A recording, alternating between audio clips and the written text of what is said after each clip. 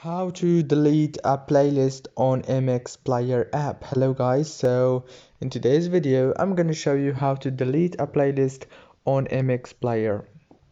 First thing, go to the app. This is the home page as you can see, and go to the top corner, click on those three lines right here, and now all what you have to do is simple. Go to video playlists. Now this is the playlist that I want to delete. All what you have to do is simple.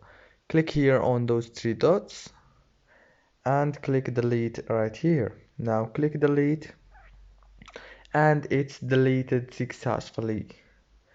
As you can see, it's so easy and fast.